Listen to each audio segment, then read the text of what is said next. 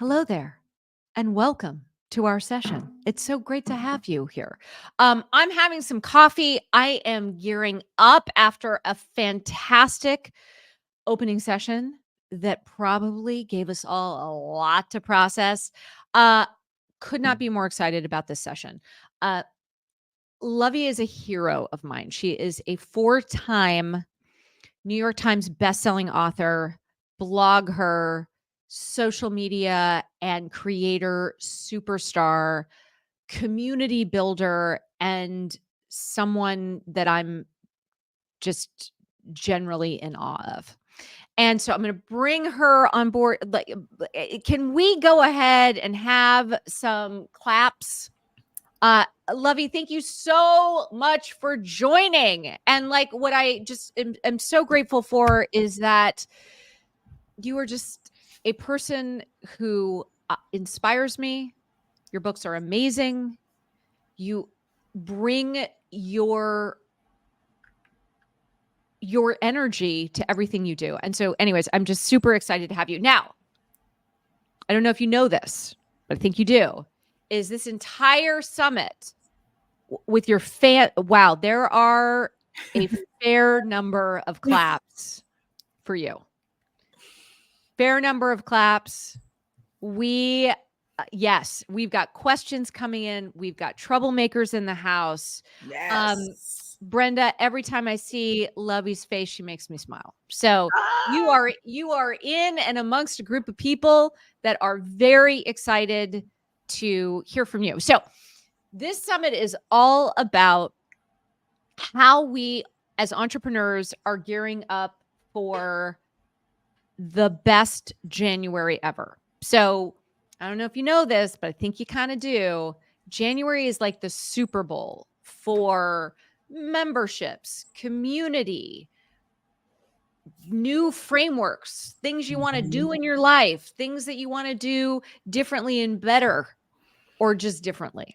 And so what I want to focus in on first in our conversation is, first of all, how are you doing? Listen, I am out here.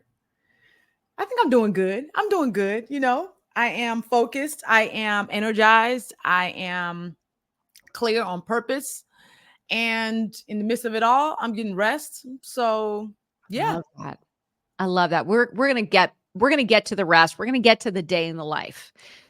So let me ask you a question, which is, how have you thought about January in your, in your past, your present, and as you think about 2025, what does it look like for you?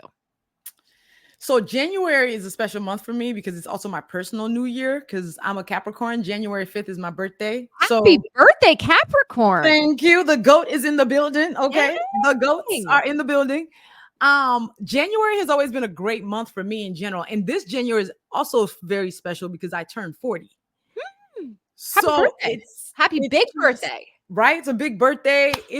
I am energized for what next year has. And January is definitely a crossing over into the realm of going even deeper in my purpose. So like, I'm excited for January because I am actually launching something in January. Ooh, and this is definitely a crowd that is going to want the behind the scenes. So yes, let's even just zoom out then. Yeah. That's a great context setter because this is a countdown to January. When you look at and define your purpose, how do you articulate it? I give people the courage to take transformative action in their lives that can leave the world better than they found it. I use my words to do it. So whether it is through my best-selling books, whether it's through my podcast, my social platforms, that's what I do. Like when people encounter my work, they walk away able to do something different.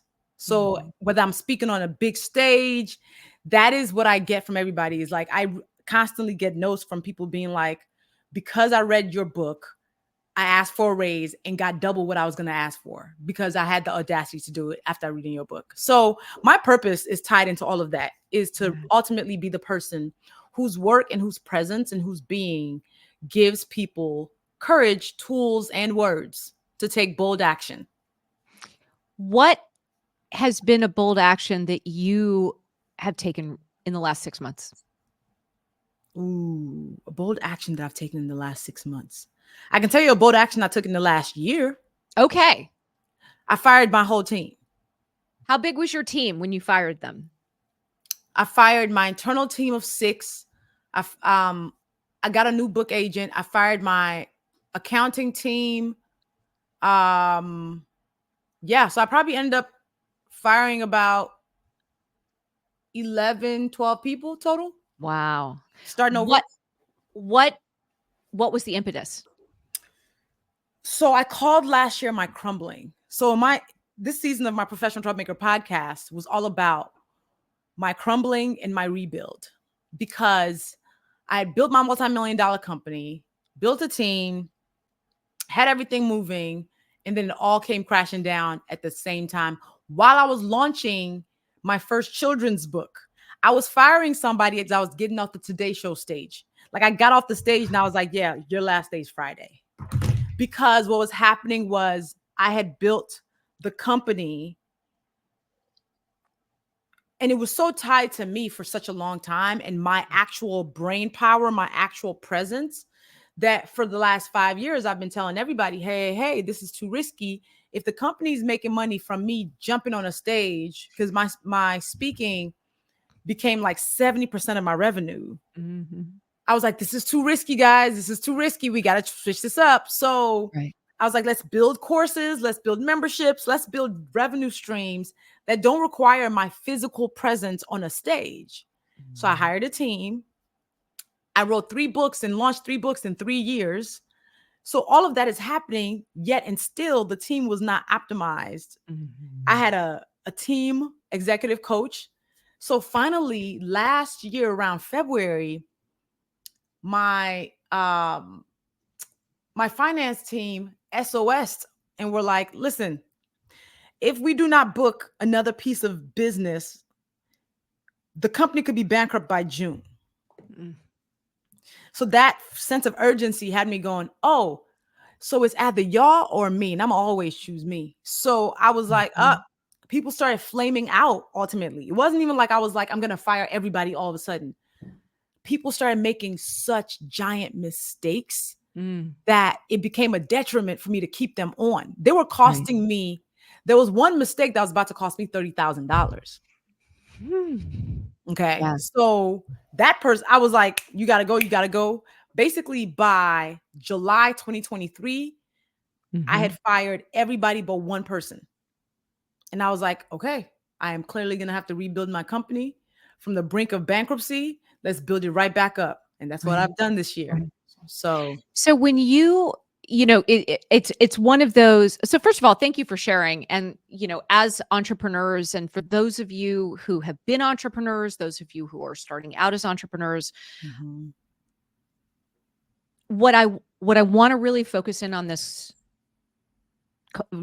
conversation in on is the fact that you had the courage to do that, but also you are like a phoenix rising from the ashes. Yeah. One of the reasons I became an entrepreneur was because I wanted the confidence to be able to be dropped into any situation, Yes. to lose everything in my life. Yes. And to be able to build it back up from scratch.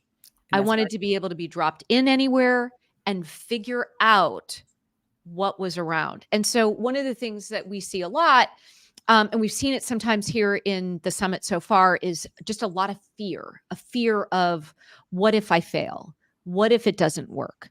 What if it, isn't what people want and I look stupid, or I spent all of this money and I'm out.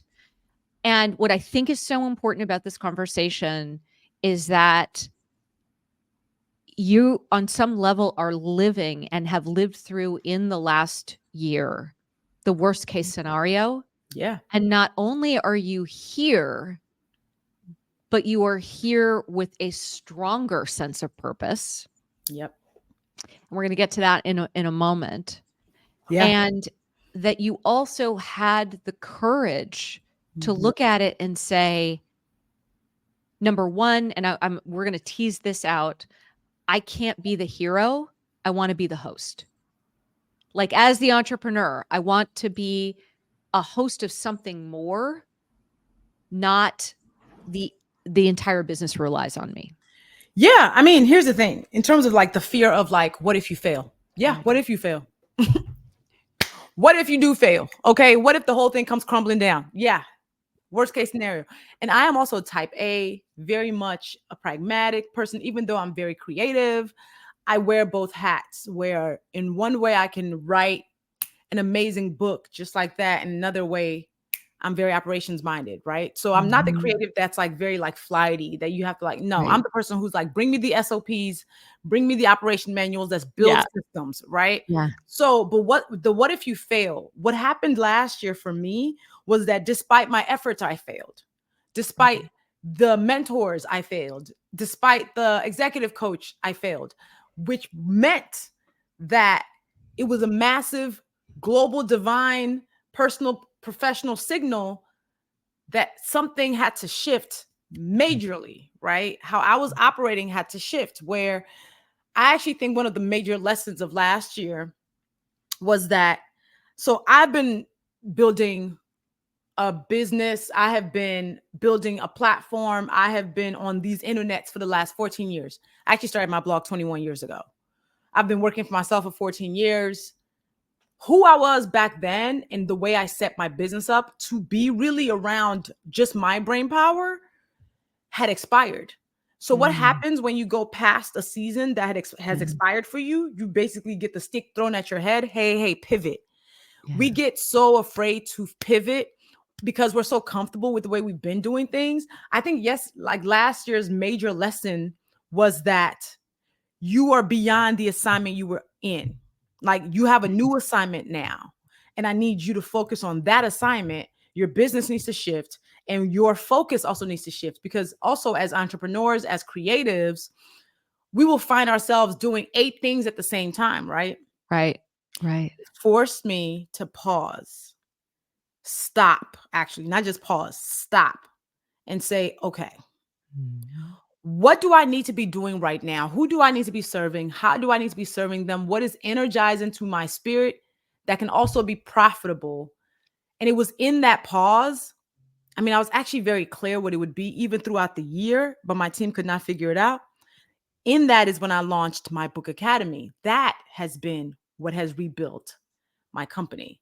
But it took me stopping, Yeah. pausing, getting very clear, removing the distractions of all the other randomness, and being basically in what I consider the valley of my company and my professional life, that I was able to go, okay, clarity, focus, here's the direction, go that way. Yeah. Um, Keisha, I'm pivoting now to, I don't know what I'm pivoting to, but I know now is the time. Mm. I think that's so well said. The stick has hit me in the head enough times to know I got to do it. And so let me ask you a question. You know, when you let's kind of work outwards and into where you found your energy and what this next chapter is going to be. Um, what did you find were some of the biggest distractions that you had? Ooh. Honestly, the biggest distractions, I was too busy. Mm. I was too busy. So in 2023, so I'm a professional speaker, but I'm also a consultant. I am also an author. There was no main priority. Mhm. Everything was a priority. So I was too busy. I remember there was the month of March last year. I almost missed 3 flights. I think I had 6 speaking Wow. engagements that month. Wow. So, and I had conferences I had to go to. So I was ping ponging, right? All while still having the same workload. all while launching my first ever kids book. Like I had written 3 other books and then my first children's book, which children's books are a whole different ball game. And that's a whole entity that I had no clue really how it was going to go. Yeah. So it was like, you want to talk about spread thin? Yes, I was spread thin. I was basically like a panini. It was not Mhm. productive. And I had lost sight of what was important. I had Mhm. lost sight because at that point, my burn rate was over $100,000 a month. Wow. I was spending over $100,000 a month and I'm ping ponging and doing all these different things. And I Yeah. had to go, wait a minute. I'm spending all this money to pay y'all. Mhm. Meanwhile, y'all stressing me out. Right. No. Supposed to be helping, not like not taking, but giving. It's When it it's was it's it's every a 2 really weeks, interesting. Yeah. every 2 weeks, payroll would piss me off because I'd be like, I'm spending all this money and I don't feel ease. Yeah. Oh no. So yeah. Yeah. Yeah. And so was it sometimes for me what happens is that I say yes to too many things that are in the future. So especially I would assume as book launches, paid Mhm, speaking, you mhm. end up in a situation where you're like, yeah, in 3 months, I'm totally going to be able to do that. And no problem. Like, I'll just like, I'll hold my breath. And for 2 weeks, I'll just like white knuckle it, just like go.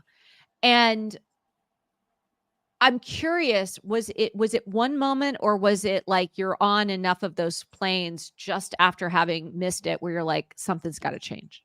Oh, it was definitely many of those moments. Yeah. Many of those moments. And I remember just being exhausted by all of it, right? Like I was barely sleeping because I'm over here trying to problem solve. And I'm like, okay, as a Mhm. boss, as a leader, what am I supposed to be doing different?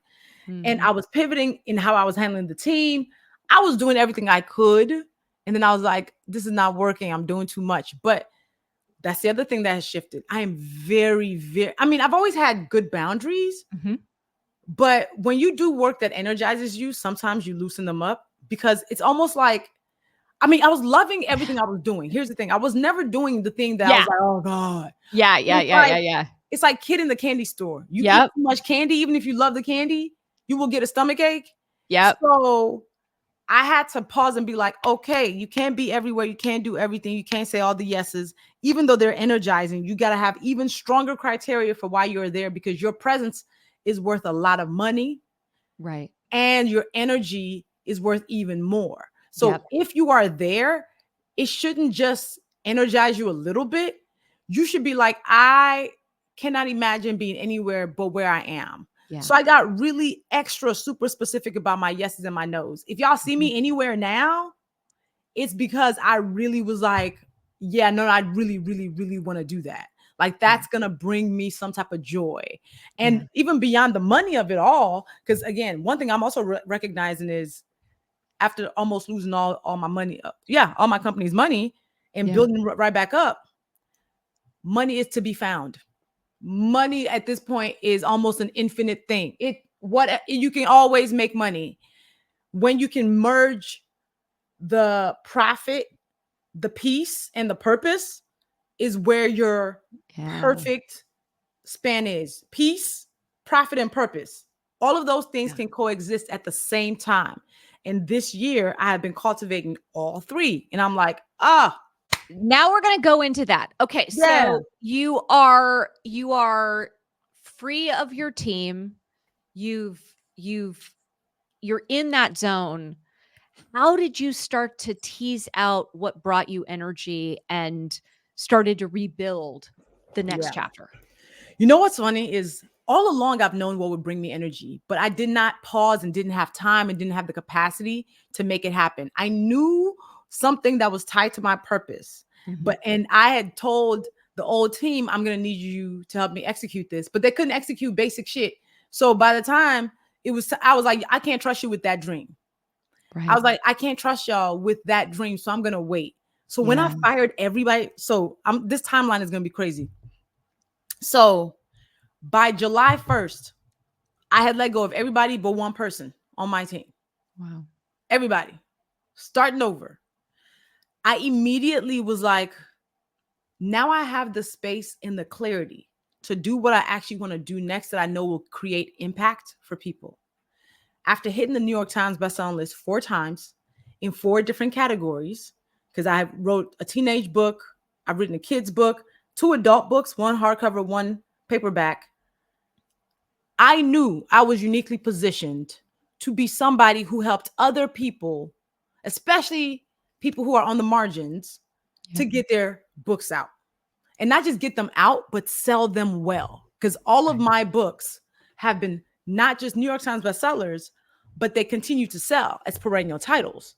So I was like, oh, finally, I can actually teach people how to write books. So I launched the Book Academy July 15th after firing everybody July 1st. So 15 days.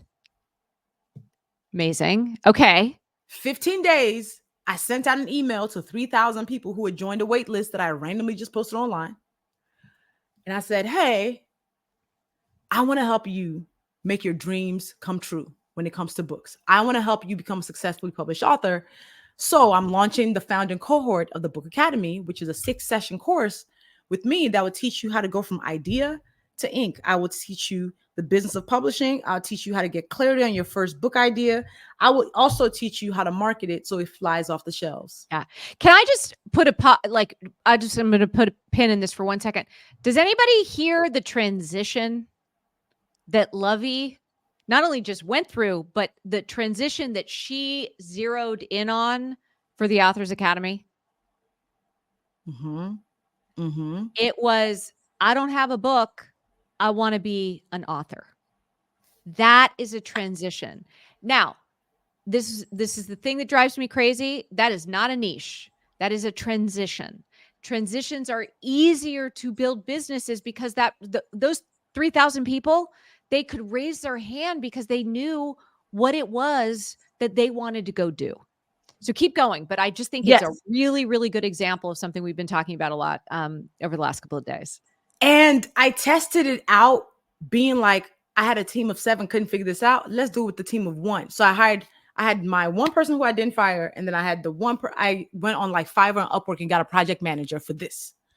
That's And I awesome. didn't even use social media, right? I only use social media to throw up a lead magnet. But that 3,000 people signed up for the lead magnet. They got the notes about the Book Academy. And from there, 270 people signed up for the first cohort.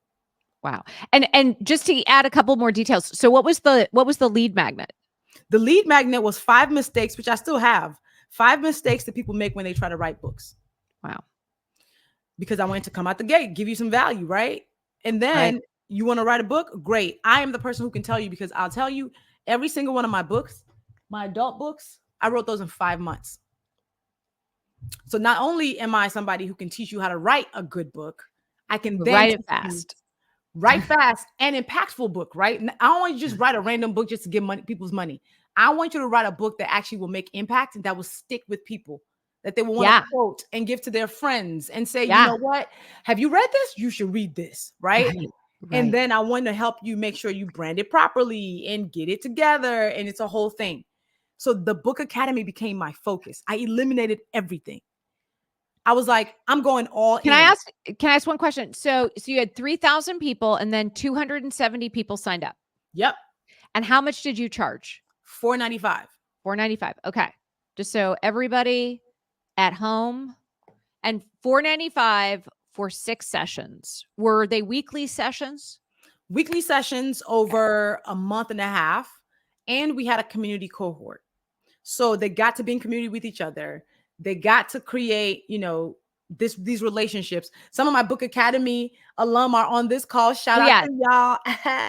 Okay, and then after that first cohort, I was listening to what they needed, and I was like, I want to be a testimonial here. Lisa says worth every penny. Worth every penny. So course, community cohort. Yes. Okay. Course, community cohort. And then after that cohort, I heard what they were saying and they needed next. Then we did a book proposal program. Okay. Where in 10 weeks, I walked them through and taught how to write your book proposal. Lisa, who is actually on here, is one of my star students. When Lisa started with the Book Academy in July of last year, she had her book idea in mind. She took the book proposal Power program, finished her book proposal in 10 weeks, got her agent.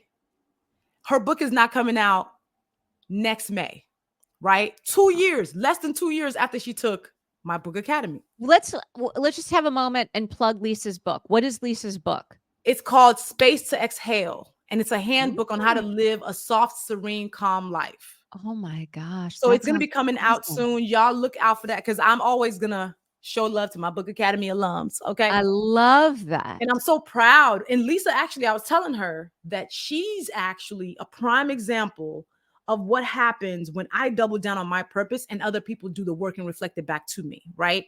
Right. So she was an affirmation for me to show that honestly, you going all in on the book academy was the right move because you already have all these victory notes. Mhm. But it took me firing everybody. It took me stopping all the things to finally be like, okay, deep purpose. This is where it needs to go. This is the direction. Eliminate all the things because we also are so afraid of Mhm. all the eggs in one basket. Think about it like this. 80% is not one basket because I put Book Academy into my 80%. And I said for the rest of the things that I care about, 20%. But my Yeah. 80% of my focus, my resources, my energy goes into serving my Book Academy students. So that was the first cohort at $495. And now it's going to be is different. My second cohort actually paid double. And we have a community in Mighty Networks called Office Hours, where we still bring people who tap into office hours. Every month, we give them a different workshop related to books. So last month, I brought one of my friends who is an editor at Penguin Random House to talk to my students for an hour. So yeah, it's great.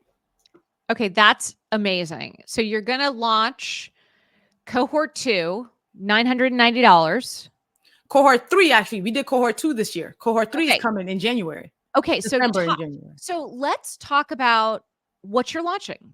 Yeah. Because I think, a lot of the folks who are in the chat right now, they're like, how would I launch something for December and January? I think everybody's here because they're like, yeah, I get the fact that there is more energy and more people who are demanding the programs, the things that they want to really start 2025 and make it their best year ever. So how did you think about just even the dates? Like Mm, let's go behind the scenes to how you put yeah. this together.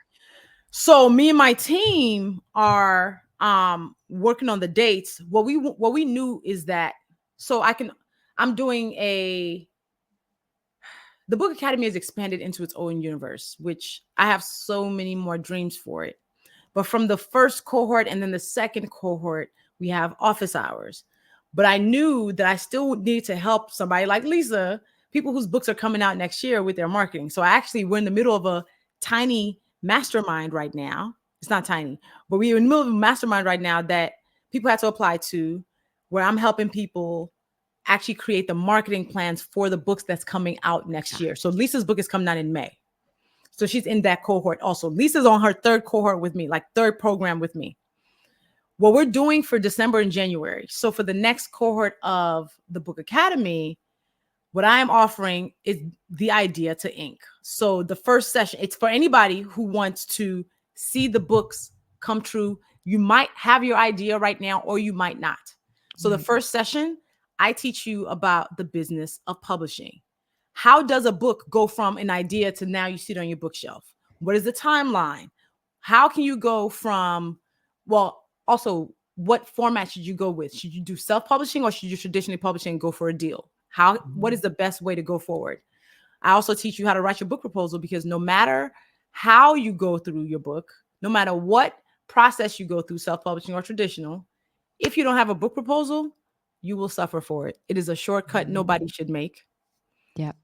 And I also teach you how to be clear about which book idea you should do. Because sometimes we have 0 ideas or sometimes you have 4. Yeah. It's the same problem.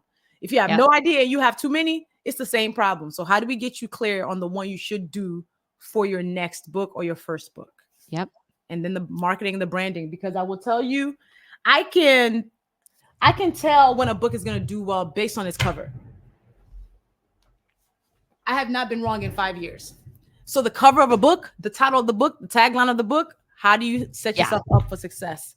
So yes, I will be Well, back. let's look at your book and what were the elements? We're getting you're sharing with us a little sneak peek into and the reason I want to focus in on the marketing piece of this because this is relevant to anything that you want to bring into the world. Yes. So, yeah, so take us. Okay. Let's talk about branding marketing. So, one of the things that I have done really well in the last 14 years is create a brand that is impenetrable, really easy to trust, and visually cohesive. I have been on these internets for a long time, whether it's my podcasts, whether it's my social platforms, whether it's my books that are bound. When you see something that is mine, you will know it's mine. We use color to anchor, number one. Like y'all see behind me.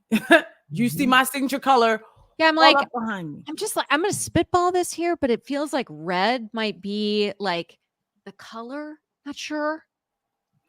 Okay, right? So even how I build my spaces that I lead online, the color red in this form and in burgundy are always prominent because I want people to always be able to make a visual cue and say, that reminds me of Luvvie. And when you see this color now, you will probably think about me in some level. Okay. Yep. So I made my banner book the brightest version of it because it also speaks to the fact that my goal is for people to be bold. And what's a bold color? Red. That's the reason why it's the color of a stop sign and exit sign. You cannot ignore the color red. So, whatever it is that you want your brand and the work that you do to represent, make the color match. So, if you are somebody who wants to talk about wellness and joy and yellows and soft blues, and if you want to talk about money, give us the greens, give us the deep blue like a navy. So all of that pertains. So how I even do my book covers, my first book, like this was my first book. I'm Judging You, the Do Better Manual, had Judgy Pop on it. Judgy Pop grew up and put on sunglasses in the second book. In the third book for teenagers, a little Yep. icon. And then in the book for kids, Judgy Pop is there, but it's smiling, you know? Yeah. So all my books look like they're part of the same family. And that's important. So color, Value. iconography, Yes. title. Tell us about title. Title is always tied to values for me, right? Like who I am is clear in the platforms that I lead. Because I lead with particular pieces of values. I always ask for radical transparency and honesty in any spaces. So when my titles pop up from my books or whatever it is, I'm like, what is something that will grab somebody's attention that speaks to my values? So my banner book is called Professional Troublemaker. That's who I proudly identify to be. Right. And it ultimately means I'm somebody who will say what is hard, even when it's difficult. I will always try to move boldly. And I will hope that others move boldly because I give them some type of courage to do it. So, like, if it's hard to do the thing or say the thing, look to the side. I'm probably here doing it with you so I can peer pressure you to do it in the best way. Yeah. So, yeah, the titles are important. They grab people's attention. So, like, again, with the branding of it all, I want it to be clear immediately. You hear the Book Academy, you immediately know this is something teaching you about books. Yeah. Yeah. So let's get in a time machine a year from now. Yeah. What do you want the Book Academy to become? Ooh. When you're celebrating your 41st birthday. Yeah. Ooh, January 5th, 2026. What's happened? I want to know that I have helped other people amplify their stories in their books. We're starting the database of Book Academy alums. Just knowing that as a result of the work that I'm doing, somebody else gets to share a shelf. Somebody else gets to see their name on a book cover is what I want to celebrate. I want to be able to be like, oh my gosh, 5 of my students, so actually 5 of my students' books are coming out next year. 7, 7, 7. Okay, that's amazing. So being able to celebrate them is something that is deeply important to me. Mhm. And, knowing that, again, publishing is really mysterious. People don't know how things happen. Everybody just happens to stumble inside. I want to be able to celebrate that I am opening the doors to an industry that can be very Mhm. locked. So I yeah, I love what you said in terms of people reflecting your work and your purpose back to you. yes, And I think that that's very different than being the person on stage with an audience that is not talking to each other, as opposed to building a community that is on the same journey together. yes. So over the years, I've had people who've been following me since I was on blogger.com, like Mhm. 17 years ago. I have my audience. One of the things I'm really proud of is that you might love my work, but if you come on any of my platforms, my audience happens to be some of the funniest, most thoughtful, hysterical, loving people you've ever met. Like, or Mhm. never met because you haven't seen them online. But like, Right. my audience is known to be, they don't play. One, they don't play about me. Two, they Right. don't play about the world. And three, they will move with consideration. And Mhm. that's something that is so meaningful. And it Mhm. actually feels to me like even a reflection of my purpose because my audience is an embodiment of my values. Right. Who they know me to be is who they also reflect right back to me. And that's always a gift to see. That's always a gift. And for a lot of us, when we think about purpose, when we think about what we're supposed to be Mhm. doing, when we're thinking about what we're even given to the world, oftentimes the people around you are a reflection of that. So I always say that I am deeply affirmed Mhm. by the community that I've built. Yeah. Super diverse in terms of even age. Like my biggest fan is 95 years old and she has her daughter sending notes while she goes to, when she visits her at the nursing home. She's always like, "Send Luvvie this picture of me." Right? So, and then I have the Gen Zers and I have, of course, the millennials, but I am just really proud of being able to say that I've cultivated an audience that no matter what platform I use, no matter where I decide to go today, they go, "We're going with you. We're Well, buying and it." I wanna I'm gonna put a pin in this moment because something is happening in the chat that is phenomenal, and I wanna just, like, shine a spotlight on it. So first of all, what is the URL for the Book Academy? Can The we get this yeah. in here? Thebookacademy.org. The bookacademy.org. Thebookacademy.org. You can join the wait list. Thebookacademy.org. Yes. So, Chloe, can you or somebody pin that to the top? Because I want to make sure that as folks are seeing and something amazing is happening in the chat I that I love want it. to just, Lovey, we've been talking about this in community design and now people magic profit. So a couple things. Number one, at no point, at no point has Lovey felt like a used car salesperson trying to sell you on thebookacademy.org. She's telling her story. She's offering value where it's, I know who I want to serve. I Yeah. know the person that is in a transition. And Yeah. that transition is that they want to become an author Yeah. and they're not there yet, and they need They're not stuck. only Lovey, but the people that Lovey is going to attract alongside. So that in those office hours, it's not just about, and maybe even Lisa will help us out. Lisa, will you share maybe what you've learned from other members Yeah. in thebookacademy.org? Do you see what I'm doing with the Book Joy, Academy? I see what you're Yeah. doing. Yeah. Joyelle is also in here. She's also in my office hours. Like we call it our continued education. Our But to your continued point, education. but to your So point, Gina, like that's how yeah. we use. So I saw the question somebody else asking, like, how do I use Mighty Networks? So how we use Mighty Networks for the Book Academy is every cohort,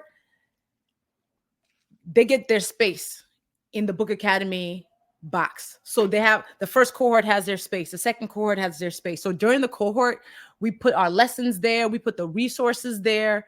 And then as they graduate from their cohort and they just become alumni, either they move into office hours space or they just part of our general community, which I still give some value to. I still drop information. Right. My office hours group though, they do co-working sessions with each other where they get on and everybody's working on their book.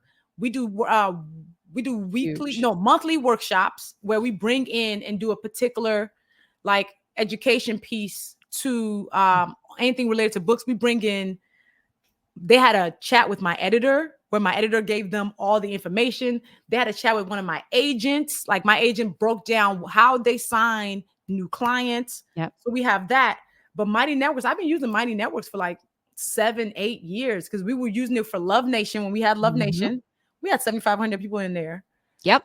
But yeah, I want to emphasize this, which is, I said this on day one, community is forgiving. Community can take so many different forms. And so as you were growing Love Nation and getting to 7,500 members, we're like, yeah, this is great. And the day you showed up and you're like, this is no longer serving me, we also were like, okay, great. And I think that this is a really important piece because community and the relationships that you're building, it's something that is a journey.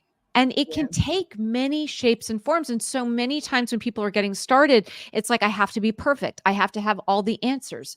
I have to know exactly what we're going to do. And what is so fantastic about thebookacademy.org is that you started with one thing. Yeah. And then you're like, oh, wait, this is a second thing that we need to do with the book proposal. And now there's a third thing with the marketing. And the other thing that I've seen it even in the chat over the last 2 days is, oh my gosh, I need to add all these things for free. And what you are actually saying is that as you are adding more value, you have actually raised the price. Literally. That is not just okay, but actually important. Lisa said, she's like, it's great for me because I'm a procrastinator. And she's going to have a book out by May because she made the decision to invest in a program, the scaffolding for what she's doing and how she's doing. Heather is now on the Academy waitlist. So let's go. And here's the thing: let's put in a good word for Heather. Let's do it. And here's the other thing too, Gina, that I realized that I think a lot of us bypass. I am so deeply confident at what I know, what I teach, what I have done, that I am like, the value that I offer, I don't feel any qualms about charging what I charge for it, because you will make that back multiple times if you follow my teachings. So that's the thing. I know a lot of us sometimes struggle with pricing.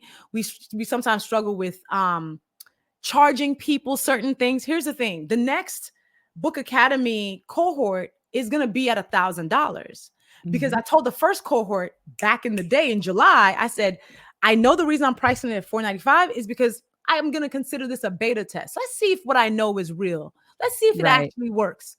And I already said in advance, like, this is the lowest it will ever be. And here's the thing is, every cohort is the lowest it will ever be. Because if I continue to raise the price, because I realize the value is going up and up and up, it's still going to be worth it. So for those of us who are entrepreneurs who struggle with pricing, who struggle with charging, stand in the confidence of what you know. Because here's the thing, I have very few peers in this arena, and I can say that full chest. Yeah. I have very few people who can say, I have hit the New York Times bestselling list 4 times in 4 different categories across age groups, across multiple years, and no, I am batting 1,000. Yeah. So there's so many of us who are walking around with expertise, who are walking around with credentials that very few other people have.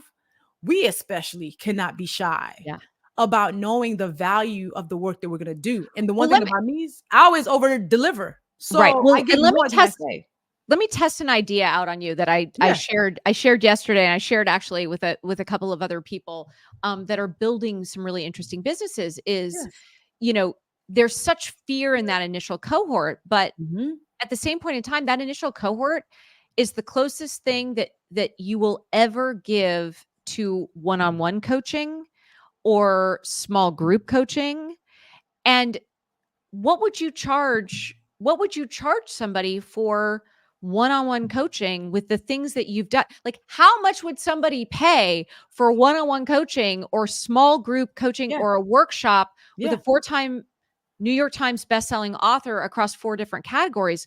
They'd probably pay $1,000, No. especially because what they're gonna Actually, Gina, I know. I have the answer to this. I'm setting you up. I'm I setting you love up. it, Gina. Come on. Okay, now what would you charge for that? I already do. So I offer power hours for the people who just want a session, a quick win where Yeah. you walk away with tangible takeaways. You know what's next. And my power hours are $2,500. And I haven't even advertised my power hours publicly because they've been full since I started offering them because of word of mouth. So whenever one of my clients will come book a power hour with me, I'll get another text message. Hey, hey, hey, I heard you do these. Bet. I've literally done power hours for the last 6 months and I've never publicized it. So yes, Yeah. $2,500 for the one-on-one 1 hour Right. time with me. So here's my mission for 2025. Yes. My mission for 2025 is to teach people how to value their very first cohort, especially if they are fearful that it's going to be too small, to charge what they would charge for one-on-one consulting or coaching, and some, because the cohorts themselves are going to start to get more and more valuable. Yes. That's a So great, that's that's a great that's one. my I'm putting my intention out there I love in the that. world, I love because that. there's this sense that you have to discount. And what I love about what you just said is you didn't discount. You started with a premium price, and you're like, this is my first level of value. And then you added more value and raised the price, and added more value and raised the price. And so many people show up and they're building a program, they're building a membership, they're building a course, and they want to undercharge because they're afraid it's going to suck at the beginning. That's really what it comes down to. And yet we're never afraid in a one-on-one coaching or consulting in a power hour that it's going to suck. Why? Because we know our stuff. And And let me so tell you. there's something really powerful about that. And here's the other thing too. Whether it's my speaking, I'm expensive. And that's okay. My value will never be that I'm the cheapest one that can offer that service. I'm not. I'm expensive. My speaking fee, I get paid the same thing as white men. Know that. Like, I'm not going to apologize for the fact that I'm expensive, because it will be worth every dollar and I will make you look so good. And the result will be so good that you'll be like, I would pay more next time. Right. Yeah. Like, so that's the thing, that especially we're not primed to say that, to feel that. But like, I would not be the cheapest person you can go to. Sure, you can go find another author who might be doing coaching, who might do a cheaper power hour. But my value and my perspective is so different, and it's so clear, and it's so based in proven things that I'm like, no. Because if by 1 hour that you spend with me, I save you time, Exactly. energy, and I make you because I've actually made some of my clients change their covers as a result of my power hours. I just made you $50,000 by making you change your cover. Because had you used the original cover you were going to use, that book will stay on the shelves and not sell. Yeah. So I think for all of us, Yeah. like, again, the value that you offer, be very clear. The Yeah. credentials that you have, double down on them. And that's also why half the people on the internet who are teaching stuff have no right to be teaching the thing. Yeah. Because they don't even have the value, the credential. But when you have it, Yeah. stand in that. And then have people like Gina, have people who you can call and say, hey, here's what I want to charge. Is this what the industry standard is? And then you add the tax of your own brand prestige. So my brand prestige is a particular thing. So there's an additional thing to add to that.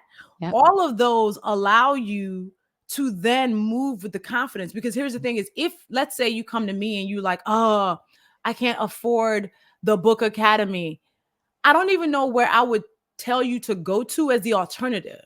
Right. I don't know another person who's teaching it at this level where I can be like, well, okay, fine. If you can't afford this one, go to this person. I don't even know who that person is. So my whole thing is come to the best, get the money's worth. And again, money's to be found. Yeah. One of the things I'm seeing people in the chat basically being like, "Oh my gosh, I wish I could be this confident," or like, "She is not starting with imposter syndrome." And here's the thing I want to just observe, and you tell me if it's right or wrong. But what I want to observe is when you take action, even if it's a small action, even if it's a small action, and you do something that scares you just a little bit, you're going to start building your confidence and your ability to take a step that is a misstep and a failure and get back up and do it again, whether you are at Luvvie's level and the radical transparency in the crumbling to the rebuilding, or Martinez Evans on our first day on Tuesday talking about launching a course, having 5 people sign up for it and 2 people bailing, 2 people showing up and wanting refunds, and 1 person basically being like, "What is this?" And still getting up the next day and saying, "There's something else out there for me to do." And then going on to build a bestseller, a community, front page of the New York Times. Like, these are only possible when you face your fear, you surround yourself in a community like Lisa is talking about with the Book Academy. Yeah. The I I think love how so many times we want to like complexify it, and it's just not that complex. Can I tell you? I would tell you like so. And I saw people say like Luvvie doesn't have imposter syndrome, but I've had imposter syndrome before, and it didn't serve me. I've walked in the room. So in 2016, Oprah Winfrey came out with a list of her Super Soul 100, which is 100 people who she thinks are elevating humanity. And this list had like Brene Brown, Adam Grant, it had Ava DuVernay on it. It had all these big names and me.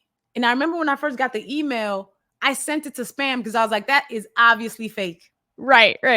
that was not for me. That was not for me. And I sent this to spam. And then I got a phone call that was like, "Hey, have you received our?" And I was like, "That was real. That was I'm included. That's crazy." And I'm just like, and I walked in that room because she did like a special brunch for the Super Soul 100.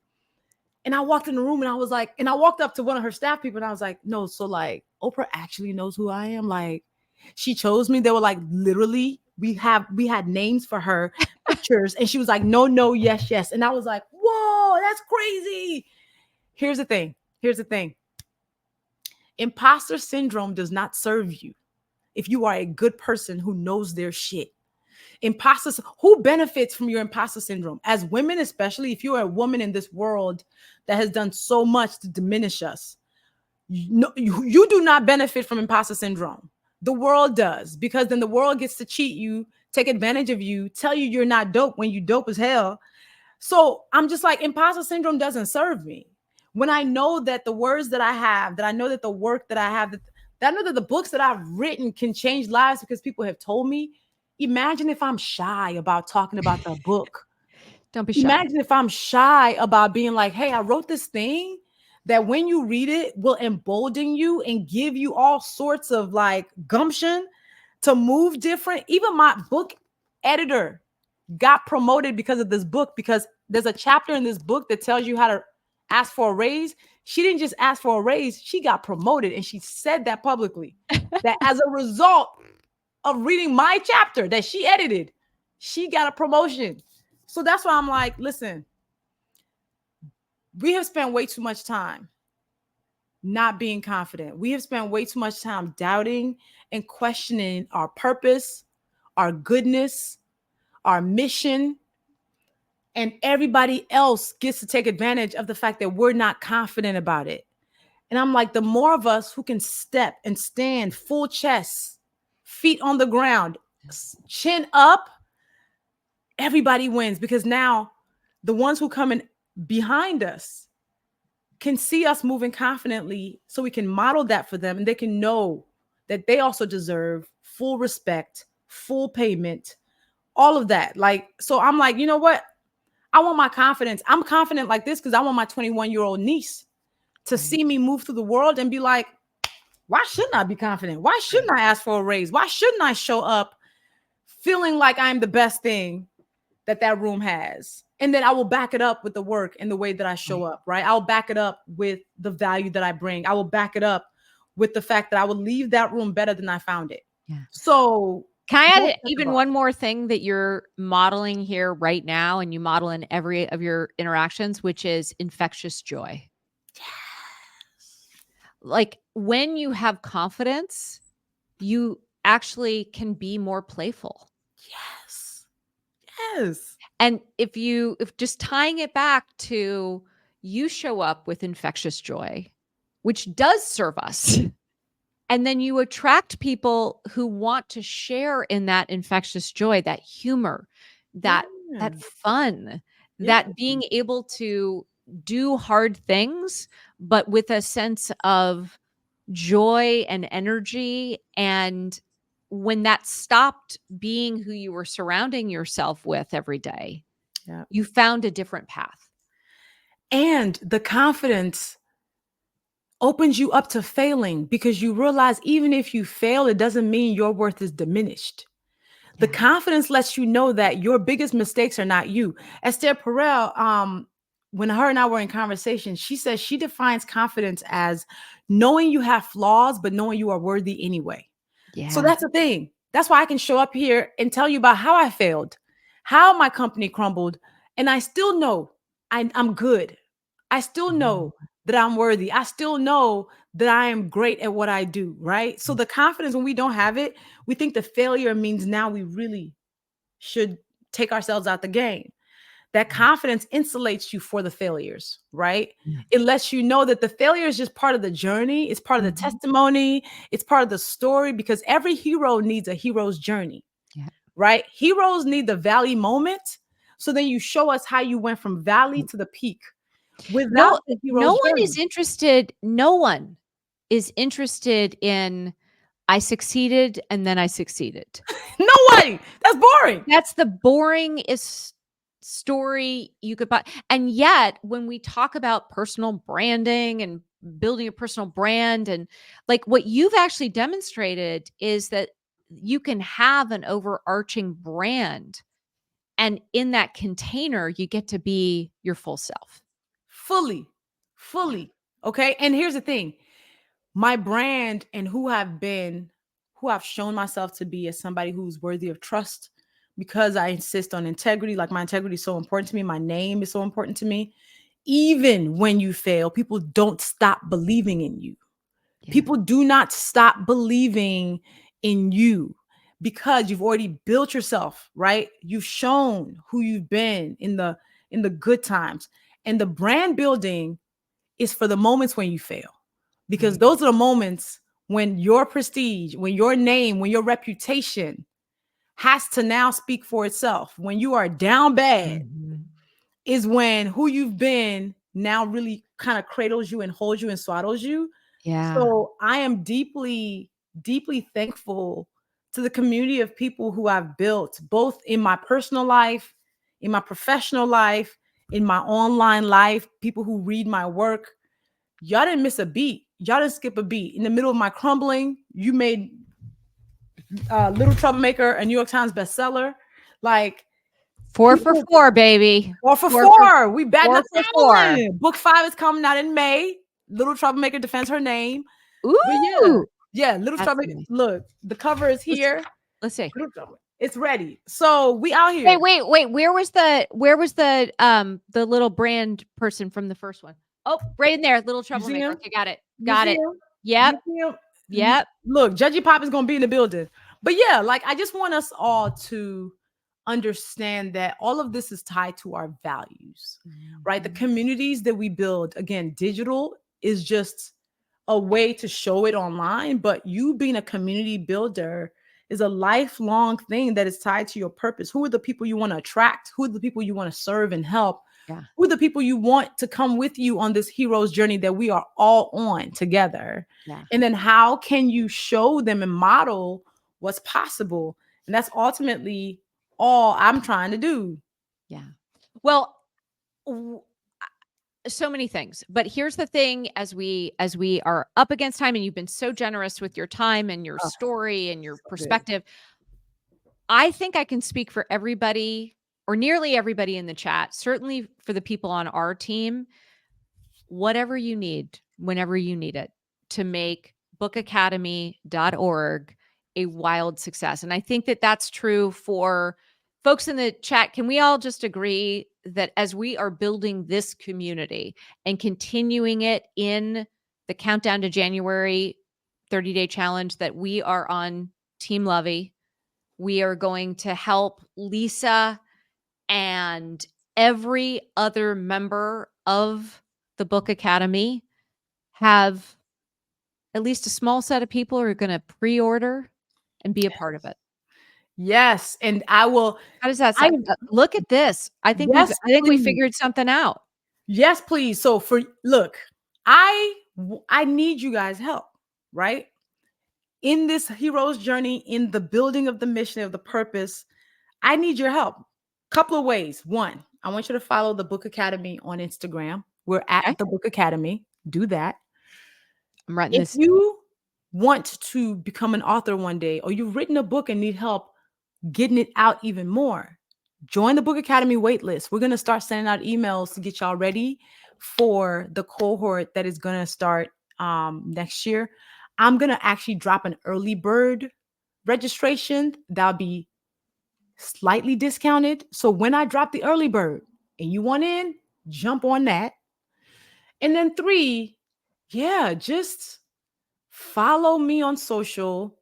Actually, no, forget social media. Social media is my newsletter is honestly, if you are somebody, I'm reading all the comments, I was reading some of them, but if you are somebody who loves this messaging that gave you today, my newsletter goes out once a week, and I basically do this in that newsletter once a week. My audience hears from me. We have over 50,000 people on the newsletter, and we have a 66% open rate. That's how good it is. Okay, people don't want to miss it. People don't want to miss it. Christine, you got testimonials in the chat.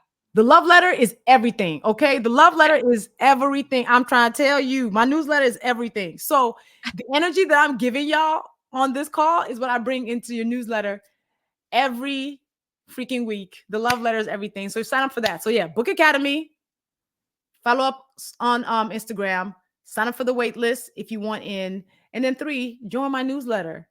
And yeah, I encourage you all to stand in your power and to move boldly without apology. Like, if there's nothing else that you got from this conversation with Gina, is those two things: stand in your power and move boldly without apology. And Gina, I just want to say thank you for creating the space and the work that has allowed me to also continue to do my work. You know, like, My pleasure. My pleasure. We are here for you. And we're here for all of the folks who are on this summit session. I just want to thank you again. Let's give Luvvie a round of applause over this. oh, people are asking about my newsletter URL. It's loveletter.com. Oh, so LU. you know what? We're gonna put it's in the chat. But the other thing that I want to say is we'll put all of these links in the challenge community just so everybody, as they have the replays, they'll be like show notes. They'll be like show notes. We'll make these like show. So Luvvie, thanks again. Really appreciate it. I am on such a high from this, and I hope you have a wonderful rest of your day. This has been energizing to my spirits. What a great way for me to start my Thursday. Awesome. Thank you so much. And we will see everybody in 10 minutes on the next session. All right. See